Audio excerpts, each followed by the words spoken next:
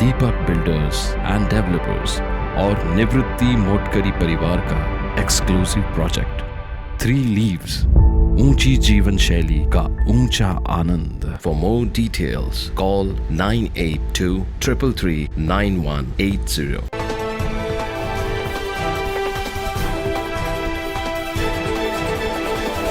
डांग सेवा मंडळ यांच्या दादासाहेब बिडकर महाविद्यालयाचा गुणवंत खेळाडू विद्यार्थी सुवर्णपदक विजेता दिलीप गावत याचा पुरस्कार वितरण सोहळा मोठ्या उत्साहात पार पडला। हा सोहळा नाशिक शहरातील अशोक स्तंभ येथील JS रुंठा हायस्कूल संस्थेचे सभागृह येथे संपन्न झाला। यावेळी कार्यक्रमाचे मुख्य अतिथी केंद्रीय राज्यमंत्री भारती पवार, आमदार सत्यजित तांबे, आदिवासी विकास भवनचे अप्पर आयुक्त सागर वैद्य, प्रशिक्षक वैजनाथ काळे, आंतरराष्ट्रीय धावपटू कविता राऊत तुंगार, राष्ट्रीय खेळाडू फरीद शेख, शशिकांत जाधव, प्राचार्य हरीश आडके, डांग सेवा मंडळ नाशिक संस्थेच्या अध्यक्षा हेमलता बिडकर, सचिव ॲडव्होकेट मृणाल जोशी, प्रभाकर पवार, AP देशपांडे, अनिल पंडित, प्राचार्य चंद्रकांत दिघावकर, डॉक्टर RB टोचे, क्रीडा संचालक नरेंद्र पाटील आदी मान्यवर उपस्थित होते। यावेळी प्रथम मान्यवरांचा सत्कार संस्थेच्या अध्यक्षा हेमलता बिडकर यांच्या हस्ते करण्यात आला।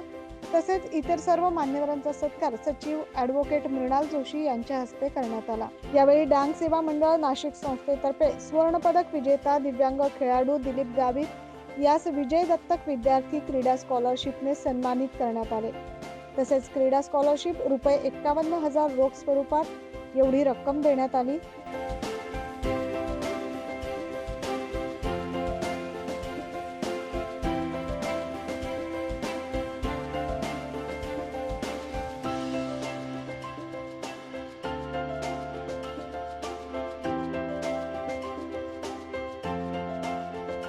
या प्रसंगी संस्थेच्या अध्यक्षा हेमलता बिडकर यांनी आपल्या मनोगतात दादासाहेबांनी केलेल्या अत्यंत कठीण परिस्थितीत आदिवासींच्या शिक्षणासाठी व सामाजिक विकासाच्या दृष्ट्या केलेले आगाध कार्य संक्षिप्त स्वरूपात मांडले।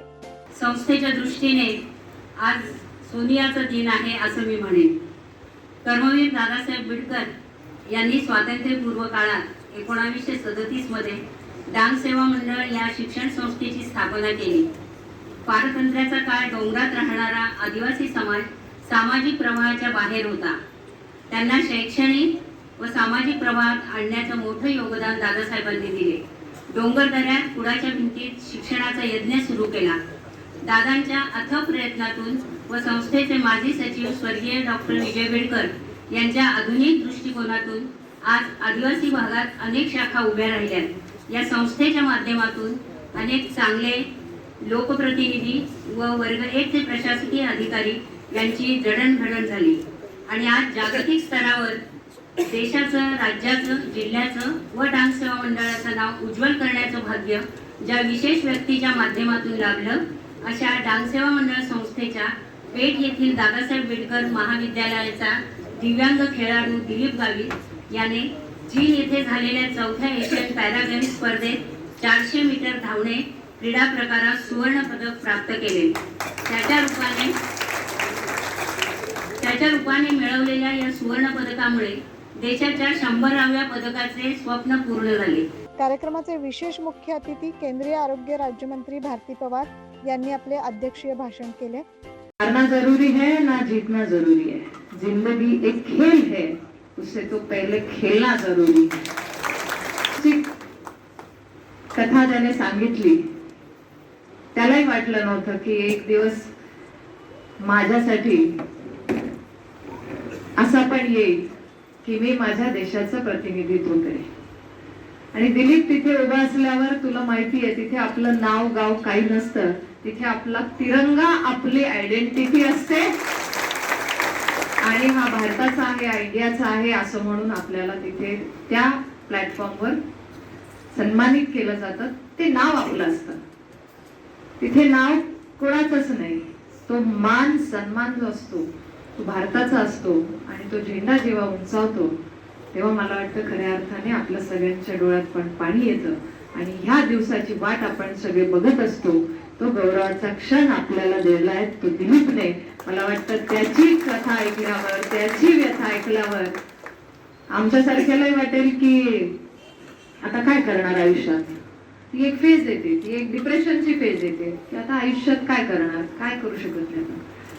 पण दिलीपने तेच मी म्हटली की हारना जरुरी आहे ना जीतना जरुरी आहे, जिंदगी एक खेळ, हे खेळणं जरुरी आहे. आणि या माध्यमातून त्यानेही पुढे त्याचं काम चालू ठेवलं.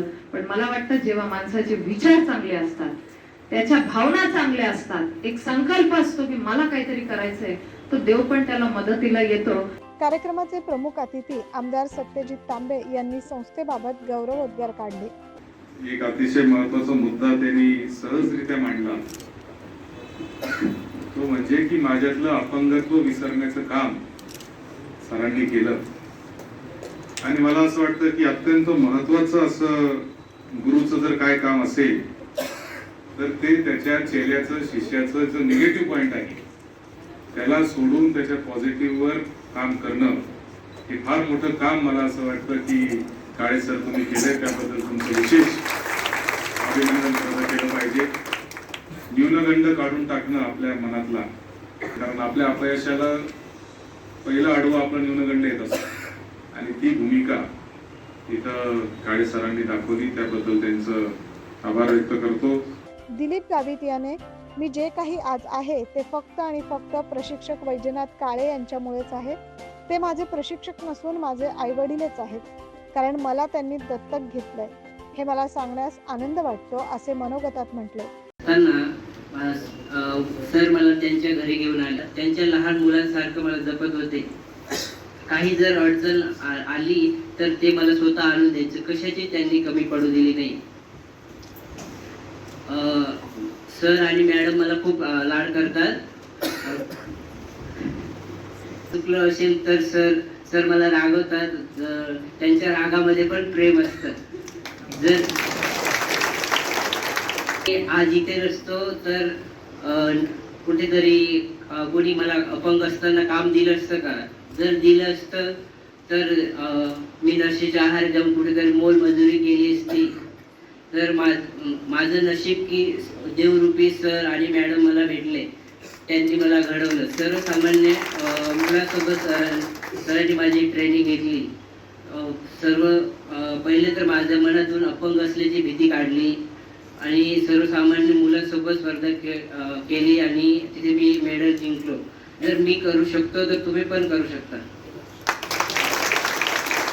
स्वप्न आहे की आपल्या देशाचं नाव आणि आपल्या देशाचं तिरंगा जगामध्ये मोठं करण्यासाठी सरांना ऑलिम्पिक मध्ये गोल्ड मेडल मिळवून द्यायचे आणि ते मला पूर्ण करायचे. थँक्यू. कार्यक्रम यशस्वीतेसाठी LD ठाकरे, नितीन वांद्रे, कमलेश शेलार, विलास खैरनार, जितेंद्र सूर्यवंशी, किसन बागुल, रवींद्र जाधव, मनोज सौंदाणे आदींनी विशेष परिश्रम घेतले. Bureau report 9 news Maharashtra.